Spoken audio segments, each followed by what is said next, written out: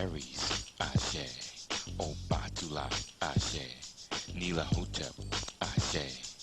Anu, Ashe. Ptah, Ashe. Apollo, Ashe. Da, Ashe. Zaka, Ashe. Shango, Ashe. Makali, Ashe. Liberation time. It ain't no other time. It's liberation time. If you don't want liberation, you need to get to the back of the line because you're in the way of the revolution. Check? So when you hear me say tonight, get to the back of the line, you say, because you're in the way of the revolution. Check? Let's do it one time. Get to the back of the line. Check? We ain't gonna throw nobody away. We're just gonna put some people to the back of the line. Because we know they're suffering from Negro penism. We're going to have to counsel them and bring them, to a healthier state. And I'll explain Negro penism to you later. Check? And next time I come back to Baltimore, if you all come back and you enjoy what you hear tonight, promise me you'll bring one team with you. Check? Got to.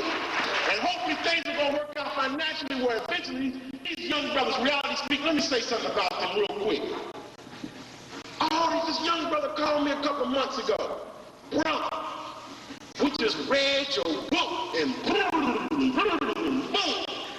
we gotta get you here. So brother, hey, if the schedule allows it, I'm there. We finally worked something out. They didn't know how to tell me they didn't have no money. Check? And I told them, but we family, it's cool.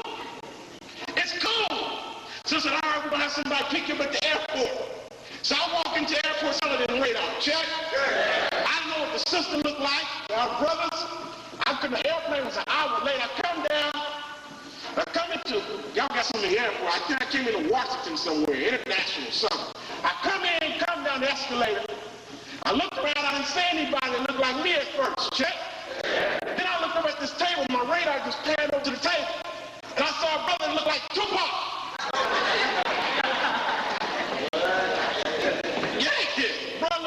Directly out when y'all came in today. I said, oh yeah. I said, revolutionaries, check, up in here. So I came in.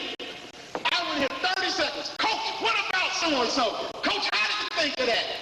I said, young brothers and sisters wanting the knowledge. The Bible says the child should lead. Check. So if you're an adult and you're in the way of the creativity and the brilliance of young people, get to the back of the line. Because you're in the way of the revolution. Check? So this time I want y'all to give it up for reality speak.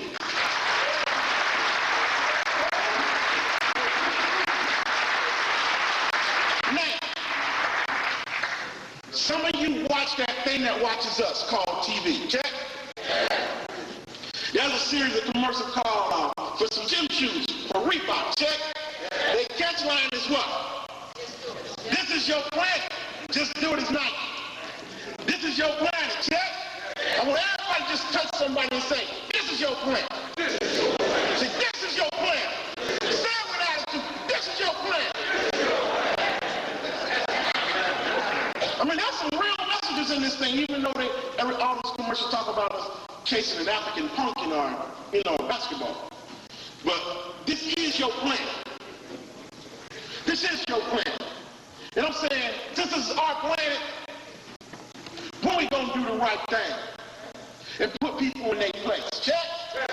If we gotta put people in their place, we gotta start in-house first. Check? Oh yeah, you know we gotta start in-house first. Harriet Tubman had to do it. Sister was going to freedom. Said, you wanna go, you wanna go, you wanna go. One brother said no. She said, you going? Why? Because you look like you'll take it. She got the house in order. Check? Strong black woman. Strong black woman. And those are things we have to know. We got to continue to respect our black women. And our black women, we got to continue to respect black men.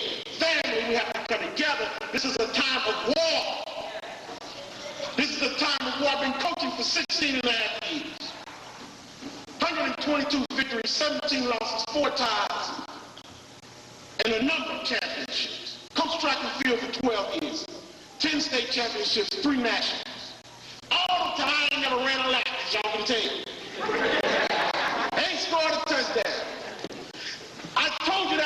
because I want you to know I listen to young people. Check. Brother come out on the field and say, Coach, that guy in front of me is killing me. Don't run my way. I don't say, you can do it. I say, okay, we go the other way. Young people are telling us, man, we love this stuff, but we don't know why. We're not listening to them. We're not exploring the reasons why they're in love. Young people are telling us, we want to say no, Coach, to the blunts, to the 40s, but how can we say no and still be cool? Check. So that's where we come in and we develop these ways in order to teach our young brothers and sisters how to say no and still be cool. Every day, inundated with the fact that you're supposed to drink this poison. That is a psychobiochemically engineered drug. If you're taking notes, put it down. It's a psychobiochemically engineered drug. This is designed to eradicate the functions of the penis of the black man. It's a recipe. It ain't got no other purpose. Why do you drink? For the taste. Malt liquor tastes horrible. So it ain't for the taste. To get high, malt liquor anesthetizes you. 5 shots of whiskey per 40 ounces, enough to knock out a horse. So it don't get you high. It gets you crazy. Check? And that's the difference. To be sexy, malt liquor stinks, so it ain't about being sexy. Check? It serves one purpose, the eradication of the black male penis. Only one purpose. All the bottles you see up here are phallic symbols. They don't start off giving you no 22 ounces, 32 ounces, give you 40 ounces, 45 ounces, 64 ounces. Because they know, as long as you think your thing is big, you buy a bigger bottle. Now this is some serious psychology they use, check? They study you. Some things when you're going to get in tonight, you're going to have to buy the book. In fact, buy it too, because you know y'all got some people come on and take your books, check? Come on, you seen my book, girl? I ain't seen it. Bro, I ain't seen the book. That was the bone stuff he said on page 72, wasn't it? So you know they're going to take your book. So get you a couple of books.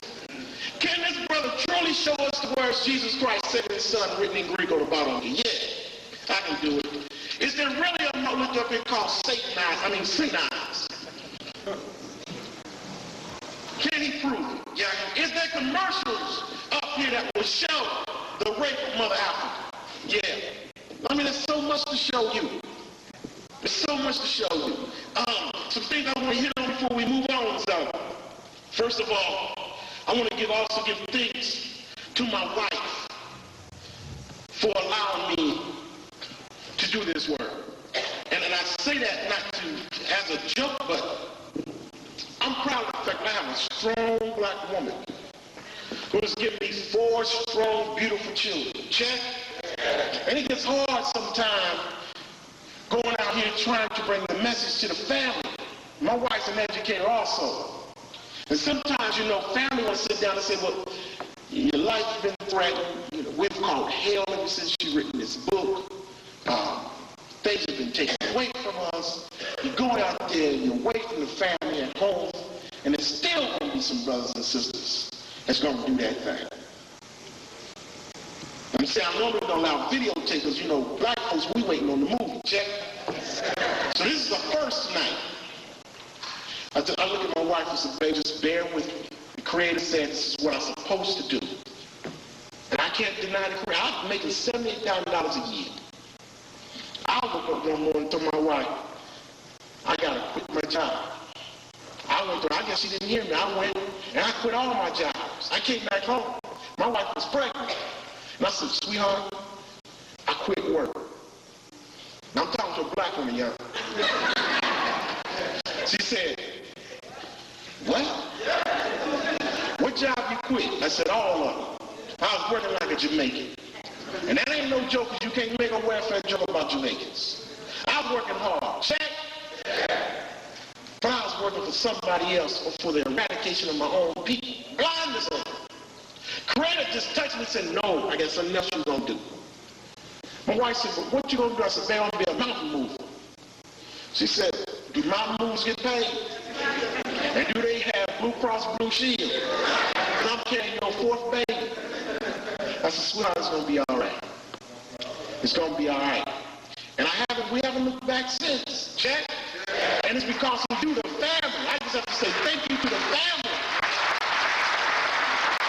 Y'all criticize my points, you ask for more evidence, but it's out of love. I don't mind doing it, okay? Because I go look up the evidence. I go to the library where the lies are buried, check, and dig up truth. You got to go to it. Because I come to you tonight. I want you to pretend that I'm a liar. Don't believe nothing I say. You sit there and don't question anything I say, then you got a problem, check? Because I heard y'all was all up in here a couple of weeks ago, some white folks to tell y'all about the CIA. What the hell was you thinking? Now, the hell was you thinking? Now, what did you learn you didn't already know? Check. Girl, we gonna be there tonight. They gonna tell. They didn't tell you nothing. All they did was get your picture. The CIA and crack cocaine. Let me hit that a little bit before we move into the malt liquor.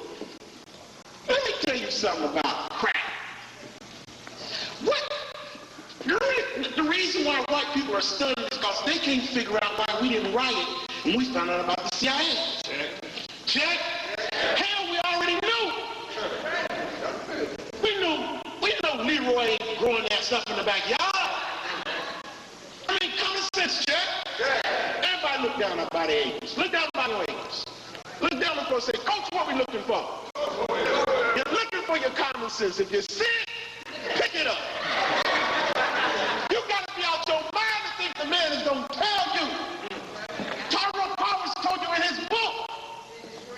They sit in Alexandria, Virginia, and they study your emotions and reactions. Hell, you're only going to raise hell about the CIA for 6 months. You got 3 months left.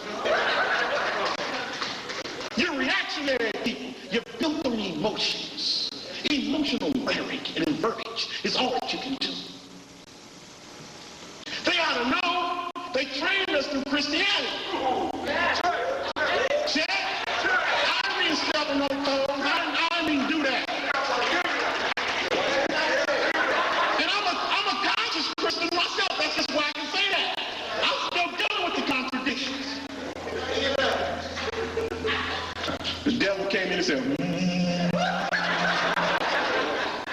But fellas, if we don't tell it like it is. Check. So, that thing about the CIA didn't surprise me. You're taking notes, put this date down. July 1st, 1991. I take my wife to the doctor. And I'm sitting out there in the doctor's office. Time magazine. And I'm at the doctor's office. I pick this magazine up one way. It says, Time. Cocaine industry, the new drug kings. Cold-blooded and effective Colombian cartels has cornered the market. That's right. Called, Can These Men Be Stopped? Hell yeah. Nobody want to stop. So reading this article, like, I see the cover, I said, all these white faces. I said, I know what up, because, see, white folks, Europeans, you got to give them credit. When they get busted, they write a book. Now they trade their skills for time, check. That's why they love going federal time. You get busted, hell, you go to state meeting. And all you get is time, check. You know, I saw the news about I-95, check. No, highway to jail for black people. I'm reading this article, I'm like, whoa, this is deep. My wife leave the doctor office, come back 1 month later, August 19th, 1991. U.S. News and World Report. Now, you know these ain't magazines you find around, laying around in black people's houses. Check? So I'm reading this article. The cover says, The Men Who Created Crime. Whoo, exclusive, like on hard copy or something. The history of the drug plague in American City. I said, sookie now. We got them. Because I said, I know they telling each other. I was opening up the magazine. They start showing all these pictures. All these pictures of young, black men. I said, oh, wait, something wrong. First thing I said is, something's wrong. Check. This can't be right. So I figured as much money I was paying the doctor, I could take these articles, right? So I took these articles and I started to study. I said, man, this is not right. So I started looking at the history of crack. So I went to West Dictionary. You know Western wouldn't lie, right? So I go to Western at the library where the lies are buried. And I look at the word crack, and it says, the breaking of a foundation. I like foundation in the black community, 441 years. Oh, yeah, the black woman. Crack is the first drug to make a black woman leave her home, leave her baby. I'm going to show you Jesus in a minute, but I got to set this thing up. So I said, oh, dig it. So I looked up under it and it says, crack, the splitting apart of a solid object. I said, oh, sucky, man, it's a deep.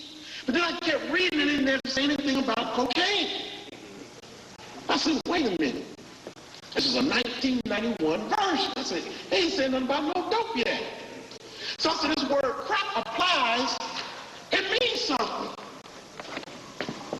So I said, okay, let me use my melody activation. I tune into the word crack. And the creator said it's an acronym. Every letter stands for something. Check. What's the first letter in crack? The C stands for the conscious conspiracy committed upon communities of color via the use of cheap cocaine in order to cause chaos, confusion, and community side. In other words, to keep it going in circle. What's the next one? The R stands for radical form of racism, to remove, reduce, and refine a race of people, to repress the